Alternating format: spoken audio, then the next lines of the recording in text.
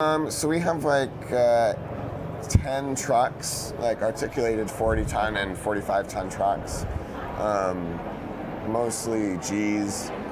And then we have 6 loaders. Oh, wow. Okay. Most of them are L250s, a couple of 220s. From living on a friend's couch to striking it rich in the Alaskan wilderness, Parker Schnabel's journey to wealth is nothing short of jaw-dropping. The gold rush star didn't just find gold. He found a lifestyle most people only dream about, filled with luxury, high-stakes adventures, and indulgences that reflect his hard-earned fortune.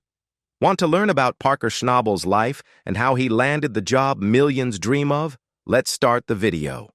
You should know that Parker Schnabel's journey in gold mining began almost as soon as he could walk. Born into a family deeply entrenched in the rugged world of Alaska's gold claims, Parker spent his childhood on his grandfather John Schnabel's property, absorbing lessons that would later define his career.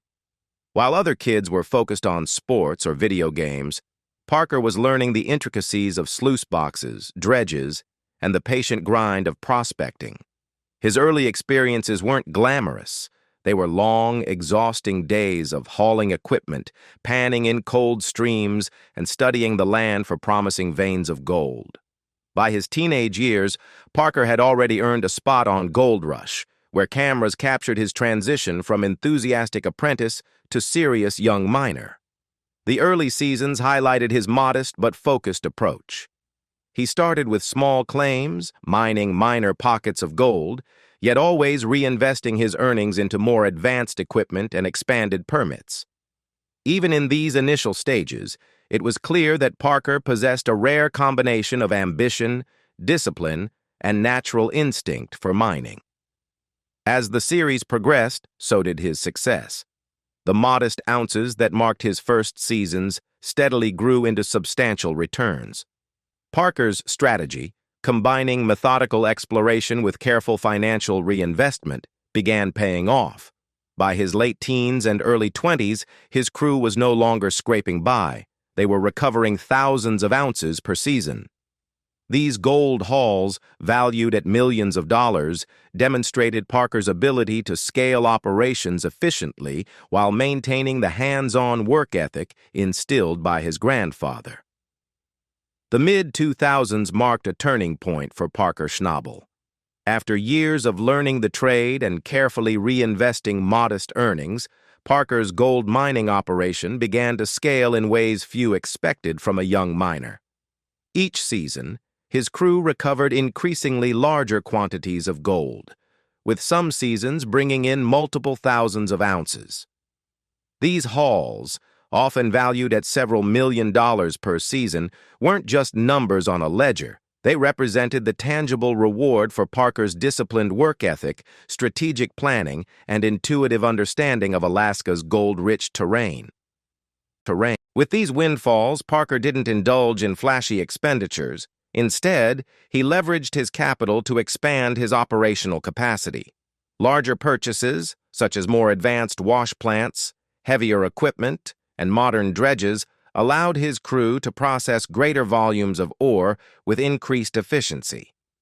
Each upgrade not only amplified production, but also reinforced a cycle of reinvestment that became central to Parker's philosophy. Grow smart, invest in tools that increase yield, and scale operations responsibly. However, equipment alone wasn't enough. Parker also began structuring more complex business arrangements.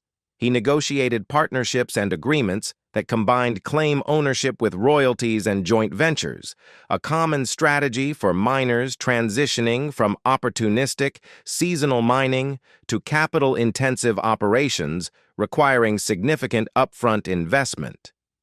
These deals not only spread risk, but also enabled access to high-potential claims that might have been otherwise unattainable. A notable example of this approach occurred in 2023 when Parker's Little Flake Mining secured a production royalty agreement on select Yukon alluvial claims. Under this arrangement, Parker's team gained operational rights while also sharing returns with claim owners, illustrating his ability to leverage both capital and expertise to expand his footprint in the gold mining industry. Also in 2023, Parker Schnabel made one of the boldest moves of his career, a high-stakes gamble that epitomized his transition from a disciplined miner to a major gold mining entrepreneur. As captured on Gold Rush and reported across interviews and press coverage, Parker spent a staggering sum, estimated at around $15 million, to acquire the Dominion Creek claim. Unlike his previous expansions, which relied on incremental growth and reinvestment of seasonal earnings, Dominion Creek represented a blockbuster bet with enormous potential upside, but also equally enormous financial risk. The scale of the acquisition immediately highlighted the operational and capital challenges associated with megaprojects. Dominion Creek was not a turnkey operation. It required massive additional investment in heavy equipment, processing infrastructure, and extensive ground development before significant gold returns could be realized. Even for a seasoned miner like Parker, the purchase created intense pressure on liquidity. Capital that might have otherwise funded multiple smaller claims or equipment upgrades was now tied up in a single, high-cost property. As a result, there were extended periods of negative cash flow, a scenario uncommon in Parker's earlier career, but almost inevitable with a project of this magnitude. Season reporting and interviews documented the strain on both resources and personnel. Crew size, logistical planning, and operational efficiency had to scale dramatically to meet the demands of Dominion Creek. Every decision, from dredge deployment to supply chain timing, carried heightened financial implications. The gamble also underscored Parker's willingness to embrace risk in pursuit of transformative growth. While previous expansions focused on steady, compounding gains, Dominion Creek was a bold attempt to leapfrog into the upper echelons of the gold mining industry. By 2024, Parker Schnabel's operations had reached a level of scale that few young miners ever experience, but with that scale came enormous daily costs. As captured in reporting from late 2024 and 2025, Parker has openly discussed the staggering operational burn rate of his large-scale mining ventures. Running multi-plant operations on new claims, including Dominion Creek, involves complex logistics, heavy machinery, and constant crew management. When factoring in equipment maintenance, fuel, transport, lease payments, and other startup expenses, daily costs for these large operations can reach figures as high as $250,000 per day. These numbers illuminate a crucial reality of modern gold mining. Appearance can be deceiving. While public perception often frames Parker as a multimillionaire enjoying lavish success, a substantial portion of his capital is locked into claims, dredges, wash plants, and other infrastructure. Cash flow is frequently tied up in advancing operations rather than readily accessible. This financial reality explains why even seemingly wealthy miners may operate under tight liquidity constraints despite high gross production values. The high burn rate also underscores the pressure on Parker to balance aggressive expansion with careful resource management. Every operational decision carries amplified consequences. A single mechanical failure, logistical delay, or environmental challenge can rapidly escalate costs and threaten seasonal profitability. Crew management, scheduling, and strategic planning become as critical as gold extraction itself. Parker's ability to navigate these pressures reflects not only his technical skill as a miner, but also his acumen as a business operator, managing a high-stakes, capital-intensive enterprise with narrow margins for error. Despite managing multi-million-dollar gold mining operations, Parker Schnabel maintains a surprisingly modest personal lifestyle, a reality he has discussed openly in interviews from 2024 to 2025. Unlike public perceptions of young, successful miners living in luxury, Parker emphasizes that he rarely splurges on high-end consumer goods or extravagant personal items. His approach to money reflects a clear hierarchy of priorities: operational investment, claim expansion, and experiences that reinforce his team and family bonds consistently take precedence over personal indulgence. Parker's discretionary spending often revolves around experiences rather than material possessions. He has funded crew trips to reward hard work, family outings to maintain close connections, and occasional sporting events, creating memories and team cohesion that he values more than cars, watches, or designer goods. In interviews, he has explicitly stated that these experiences, combined with reinvestment into his mining operations, represent the most meaningful use of his money. The mindset is consistent with his broader career philosophy. Every dollar is a tool to increase productivity, efficiency, and future earning potential. However, modest does not mean frugal in the operational sense. Parker is willing to commit to large, high-cost projects when they align with long-term goals. He continues to fund expensive plant expansions, dredges, and major claim acquisitions like Dominion Creek. These strategic expenditures may appear lavish, but they are calculated investments designed to maximize returns rather than serve as indulgences. Parker's approach blurs the line between personal lifestyle and business investment. While he could spend freely on luxury items, he consistently channels capital toward growth, crew support, and experiences that enhance both morale and operational efficiency. Public estimates of Parker Schnabel's net worth in 2024 to 2025 consistently place him in the mid-single-digit to low double-digit millions, with most outlets citing figures between roughly $8 million and $10 million.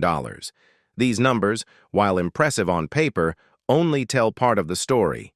They typically aggregate reported gold haul totals, income from Gold Rush, and visible assets such as equipment, claims, and operational infrastructure.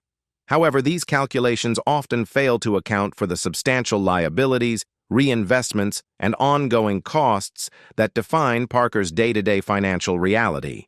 In truth, a significant portion of Parker's apparent wealth is tied up in capital-intensive assets. Multi-plant operations, high-capacity wash plants, dredges, and claim acquisitions, including major projects like Dominion Creek, all require substantial upfront expenditures and generate extended periods of negative cash flow. Equipment depreciation, transport, fuel, lease payments, and payroll further strain liquidity. These factors mean that while headline net worth figures may appear impressive, much of Parker's capital is effectively locked in long-term operational projects rather than immediately accessible as liquid assets. The on-paper versus liquid distinction helps explain a common perception among mining professionals. Miners who appear wealthy in media coverage or based on haul totals may still operate under tight cash constraints.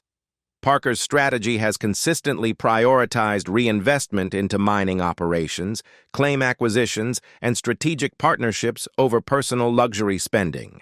As a result, his net worth reflects not just personal wealth, but also a carefully managed, capital-intensive enterprise designed to maximize future returns.